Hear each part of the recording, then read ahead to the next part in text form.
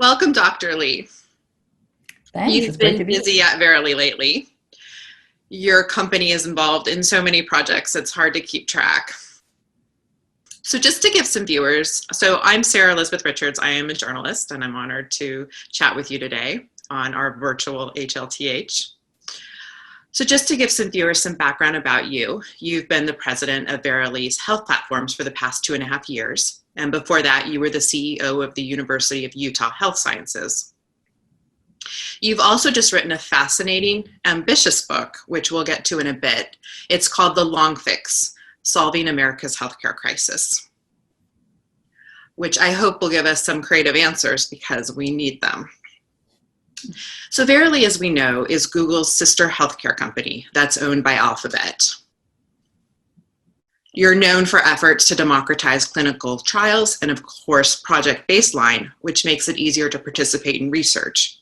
You've got studies from everything from sleep apnea to how your iPhone can predict your mood to COVID-19 antibodies and vaccines. And you've developed a virtual diabetes clinic. Now you're getting into employee health insurance. But today we're going to focus on 2 COVID projects that I know are near and dear to your heart. The first one couldn't be timelier. It's called Healthy at Work, and it's designed to help universities and employers return to work and school. According to the latest New York Times COVID tracker, there have been more than 178,000 cases and 70 deaths on 1,400 American campuses since the pandemic began. So tell us how this works. Well, thanks so much for having me here, Sarah. It's great to talk with you. And, you know, the story with our Healthy at Work and Healthy at School effort really began in the earliest days of COVID in the US, when our company, Verily, was called upon to support the state of California and then the national response to COVID. And it was at that point when we adapted some of our clinical trials capabilities that you alluded to create an online platform for members of the community to be screened for COVID. You know, answer the CDC questions like, have you traveled? Do you have a cough? Do you have a fever? And very quickly, we realized that we needed to support the actual testing capabilities, that we as a nation just didn't have enough testing sites. And so we built those capabilities, the logistics of having people be able to go through their symptoms and see if they're at high risk, and then be able to drive up to testing sites, get swabbed, you know, have the samples sent off to labs, have the results returned, and so on. It was pretty complicated, and so we made a playbook to share with others, and all while very closely collaborating with local health departments. And that really gave rise to our community baseline testing program, which has now, in partnership with Rite Aid, expanded across the country. We've done more than 1 million tests through that program. And it was from that basic foundation that we were contacted by employers, by universities, really thinking in late spring and early summer about how to get back to work and how to get their students and faculty also back to campus. And so we adapted the community-based testing program to create really an end-to-end solution. I think it's a great user experience. So, you know, for the individual employee or for the student, if it's a university, they have the app on their phones to check in, to check their symptoms, to schedule a test, get the results, get cleared for work. We actually can stand up the testing sites. We call them pop-up testing sites for employers or for universities, and have done that for multiple universities, including for all of the four-year colleges in the state of Alabama, for example, in close partnership with many local companies there. And then on top of all of this work, I think probably what's been the most interesting for us has been dealing with the uncertainty. There's just so much uncertainty about how to manage through COVID. And so our data scientists have built some very sophisticated epidemiologic models to predict and to track outbreaks, for example, across different work sites or across different parts of a campus in the case of a university. And, you know, some administrators have asked us questions that are very, very important to them, like, you know, we've set aside, for example, 10% of our dormitories in the event of a COVID outbreak for quarantine. How can I be sure that I'm not going to exceed that threshold? What cadence of testing should I be performing across my campus or across all of my employees to make sure that we can keep the number of COVID cases down low enough. What would be the ideal? Like, and Absolutely. say I'm a nervous freshman and my parents are not that thrilled if sending me to school, and what do I tell them, like how this can help make things safer at school? Well, the most important lesson that we're learning really is that it's critical to do regular testing of people who are asymptomatic.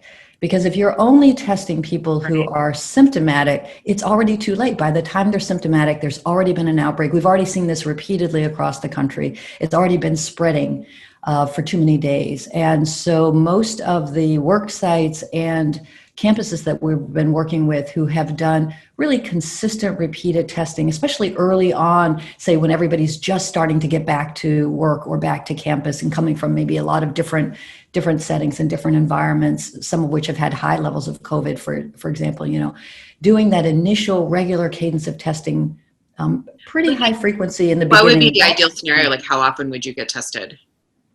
So at Verily, we've implemented this program for our own employees, and we actually test weekly. We feel like that's about the right cadence for us right now. The nose swabs? Exactly.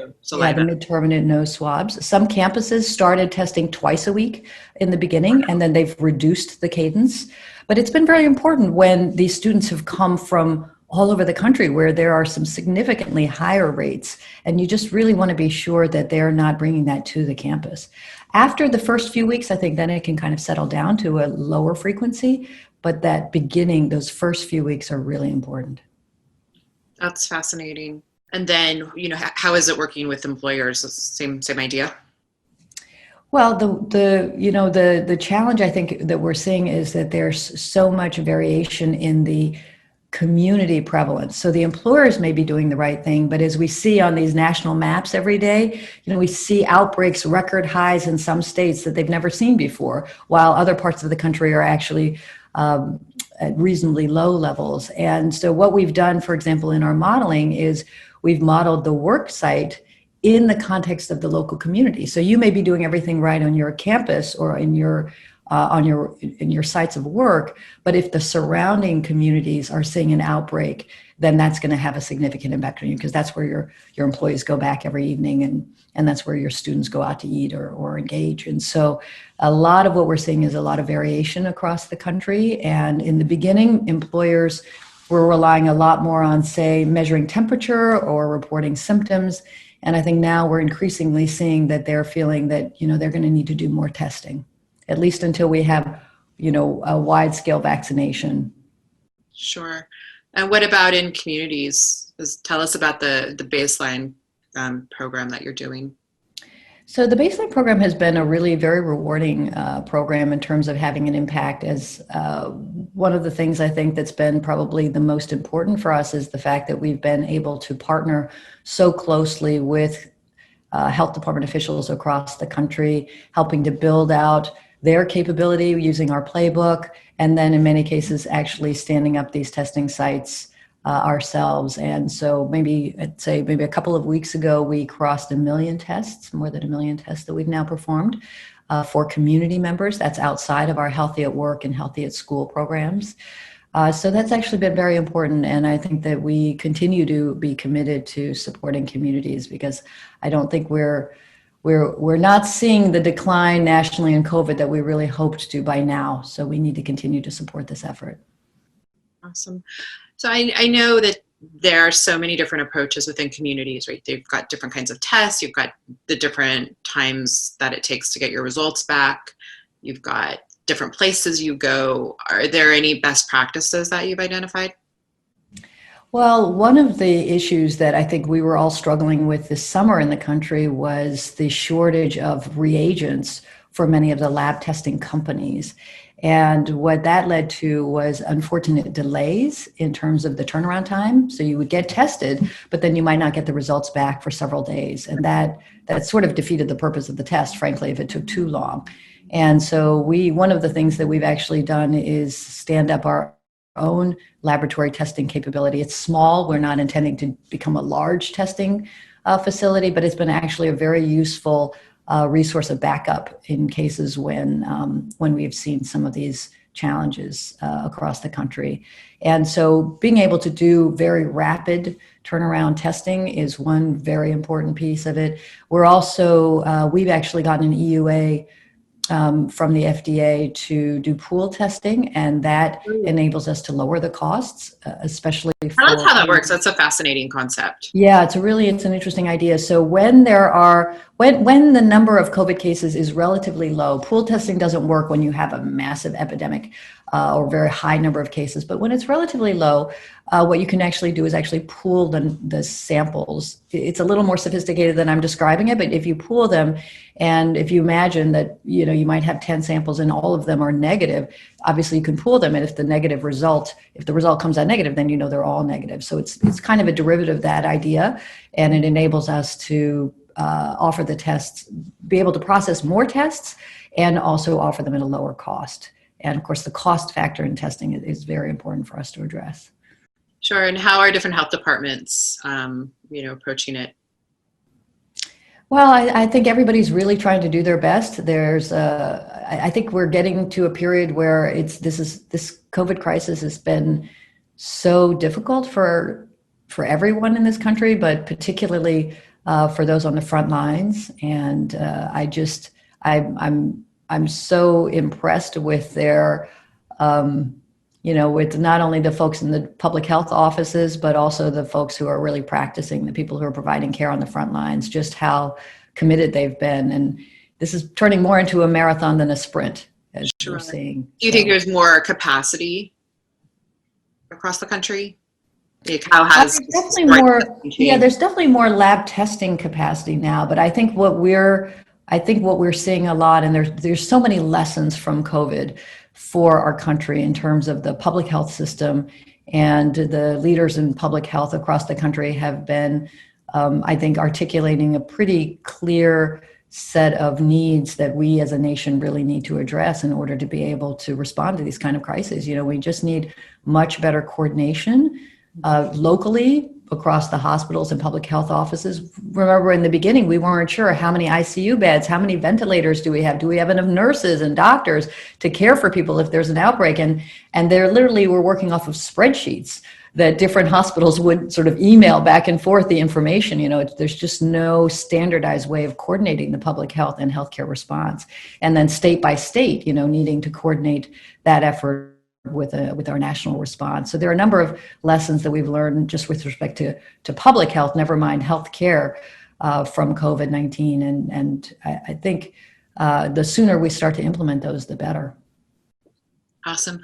And do you think the public's attitude towards testing has changed? I know as we come across, toward flu and cold season, it's, even the other day I had a slight tickle in my throat and I'm like, could that be COVID? Do I need to get tested? And it's like this, I don't know, I feel like we're entering a new phase.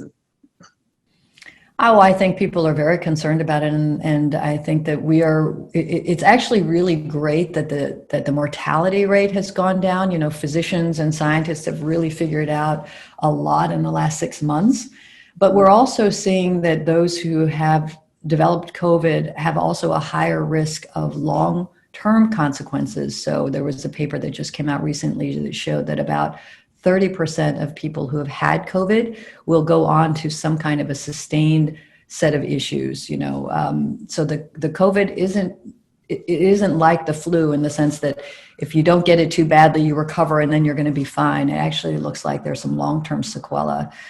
So I think people should still take COVID very seriously. Everybody needs to wear their mask and social distance and wash their hands and get tested if they are symptomatic or worried about being symptomatic. It's not just for you, it's really to protect everyone around you. And I think the more we think about it as a public health issue, the mask is not about you. I think Prime Minister Ardern from New Zealand, I think, said it the best. She said, you should really act as if you have COVID. And so you are protecting everyone in the community by wearing the mask and practicing all of these protective measures. Sure. What do you think the next challenge is going to be in testing? Well, we're seeing a lot of advances in testing, and so I'm not sure it's going to be a challenge as much as, I think, a set of an evolution of how we go forward in terms of what the optimal kinds of tests are going to be, whether we can really achieve lower cost testing that's going to be even faster, that can be delivered on site. There are already many of these tests available now. In the beginning, they weren't quite as accurate as we really wanted them to be. And so now those are improving in accuracy. And the question will be, can we make those tests widely available? Can the reagents be widely available and reliably available? And are these saliva tests, or are you talking about the say it nose? again. Are these the saliva tests? I know that there's been some issues with those. Well, there's a range of them, but yes, mostly I'm talking about the saliva tests. But what's not clear is also how affordable they're going to be and whether they're going to be really widely available in the way that we might need them to be.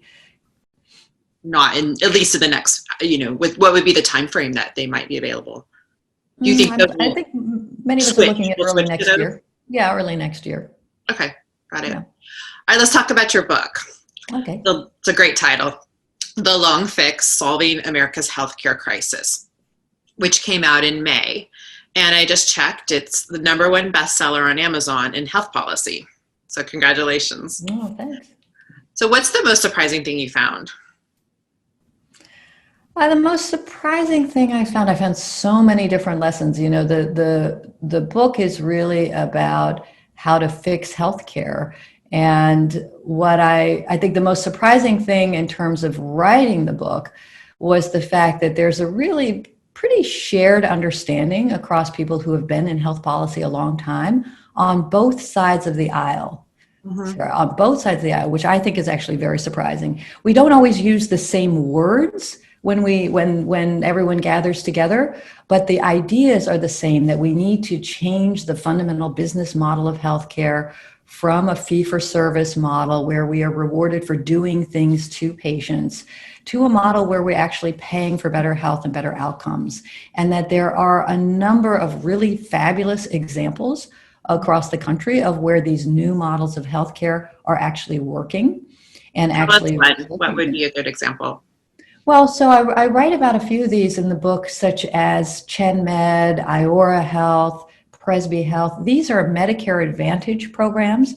And basically what's happened is Medicare, which of course is our benefit program for seniors, about a third of all Medicare members are in Medicare Advantage.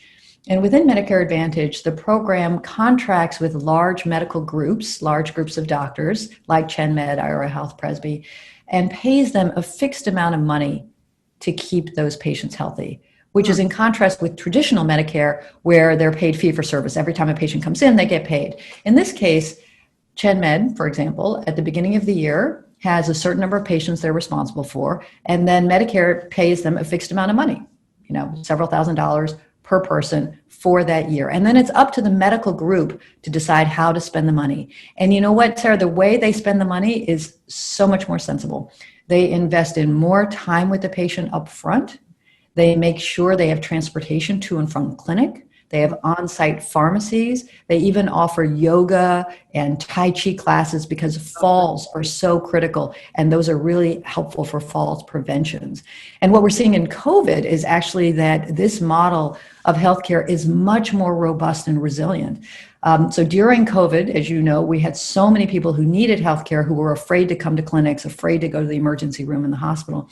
And so as a result, when hospitals in a fee-for-service model, the traditional sort of model, lost that business, they actually essentially lost all of their income and had to furlough doctors and nurses. Whereas these programs in Medicare Advantage, I've actually talked to many of these over the last few months, have actually done really, really well. Chris Chen calls it the subscription model of paying for healthcare instead of a pay-as-you-go. Because they knew that they were getting the fixed amount from Medicare every month, these clinics could use those dollars to help support their seniors. For example, they actually delivered medications to their homes. They actually set up their clinics to be an urgent care center just for their members so that they didn't have to worry about going into an emergency room. And they were able to care for those patients in the ways that they needed it because they had this reliable source of income from Medicare to cover them. So I think we're seeing probably the most surprising lesson is that there is an enormous amount of agreement a bipartisan agreement for what we need to do for healthcare in this country. Now we just need to do it. That's great. And you always hear these wonderful examples. What does it take to make them mainstream? Like, how does that process of adoption work? Or how should it work? What would you like to see? Yeah, we're already seeing the expansion of these Medicare Advantage programs pretty dramatically. So right now, Medicare Advantage is about 1/3 of all Medicare, and it's expected to grow to about a half within the next few years. So we are seeing that growth. I think the challenges for these, it's actually, frankly, on the delivery side, the challenge is for the medical groups to really make this change, because it's a pretty radical change in practice. You know, instead of kind of really trying to get through patients as fast as you can and billing as much as you can for every procedure, which is what you were rewarded for in a fee-for-service model, here you're really trying to prevent them from going to the hospital and prevent them from needing extra procedures. And so it requires a considerable investment. I actually write about, because several of these leaders, I ask them exactly that same question. What lessons have you learned from growing your business, from moving from this model to that model, really a huge pivot? And they were very generous in sharing a lot of their ideas, but in large part, it's creating a culture, hiring the right kinds of doctors who really embrace this model, and then building out a little bit of technology infrastructure to help support it. Those are probably the most important elements. Okay. And this is always a popular question, but how do you think COVID is going to change the way we're practicing medicine? Well, we're already seeing a dramatic change in terms of the acceptance of telehealth and digital health. Sure. And of course, given where I work now, that's something that's, of course, very, very important to us. We've seen telehealth just absolutely transform overnight. Many of the regulations that made it very difficult to practice telehealth just fell down literally overnight. When I was starting in radiology, I'm a radiologist by training, we were doing teleradiology 20 some years ago. Telehealth isn't new, but it was so difficult. In order for me to interpret an MRI scan from California or Michigan, they were exactly the same scans, but I had to get credentialed and licensed in each of those states. You know, I had to fill out mounds of paperwork just to do that. And most of those requirements have actually gone away, and payers have started to reimburse for it. So I think telehealth is definitely changing. Where we see a lot of opportunity, I think, is in the fact that telehealth alone, so just, for example, if we were having a telehealth visit, just screen-to-screen talking doesn't fully replace an in-person visit. You know, I can't do a physical exam. I can't listen to your heart. I can't check your blood levels, for example. So there's a lot of interest now in accelerating digital health, which might include the ability for people to actually manage and monitor their own healthcare. And as you mentioned, are there these different, endeavors where people could get special cameras or? Exactly. How will technology change the way we can do telehealth? Yeah. So we're seeing it dramatically in our own business. Within Verily, we have a company called OnDuo, which is a virtual chronic disease management program. And it started with type 2 diabetes, now includes hypertension, mental well-being, weight loss, nutrition. The diabetes example, I think, really brings to light just how powerful technologies can be. We have new continuous glucose monitors. So, folks with diabetes, generally you have to prick your finger and get the drop of blood and to check your blood sugar. These continuous glucose monitors, which we happen to manufacture also for Dexcom, but there are many other manufacturers. They're these little devices, and you put them on your arm and your abdomen, and they last for a couple of weeks, and they measure your blood sugar continuously, 24/7, and transmit those numbers to your app. And so you can actually see how your blood sugar is changing all day, depending on what you're eating, exercising, sleeping. And then you can take pictures of your meals and snacks. And now you can actually make a visual association between what you ate and how it affected your blood sugars. And then when you layer a little bit of artificial intelligence on top, some things are kind of obvious. Maybe there always has to be a layer of AI somewhere. Well, like maybe that pecan pie shouldn't have been so good. Maybe that's obvious. I don't need AI to tell me that. But the AI algorithms will say, for example, maybe soy milk for you, Sarah, is better than skim. But for me, the skim is better. So it'll actually make these observations. And then, of course, you add on top of that the ability to chat with a coach or do a telehealth visit with a physician. And now you're talking about a whole completely different way of being able to care for people, outside of the hospital, outside of the clinics. And this is really accelerating now in the But COVID. people love telehealth. I had reported a story on it, and they right, that obviously it's convenient, but yeah, I don't know. I think that some people like the distance a little bit. They feel like they get more time with their doctor, and it's a whole new. And you don't have to deal with parking. You don't have to deal with the receptionist. It's just so. And for some areas, where I have a lot of optimism also is in mental health, because mental health, psychiatric visits don't always happen according to schedule. I needed to see you next month on Thursday at 4:00. So the ability to also have that added flexibility in terms of timing and the way in which you might want to interact. Maybe you just want to interact by chat. Maybe you don't really want to do a video conference, but you just a lot more flexibility in the way in which you interact. Nice. Any other lessons from COVID that will change medicine or clinical trials? I know that's a big topic. Yeah, there's so many. I mean, it's such a great question. I think another big lesson is just that we are seeing a very critical need to change the business model of healthcare. Mm-hmm. I think that we're seeing that if we move into telehealth and digital health, we really need to get away from the fee-for-service model. In other words, we really shouldn't be having programs like digital health where every time you click, you're charging the insurance company, and getting back into the same battle between insurance companies and providers about, what will you pay for, what won't you pay for in the end, really leaving surprise bills for patients. We really just need to get out of that model and start expecting digital health solutions to deliver better outcomes. One of the things that we've done with Onduo, with our digital health company, is to say, you know what, we're going to disrupt the payment model. We only want to get paid for better health outcomes.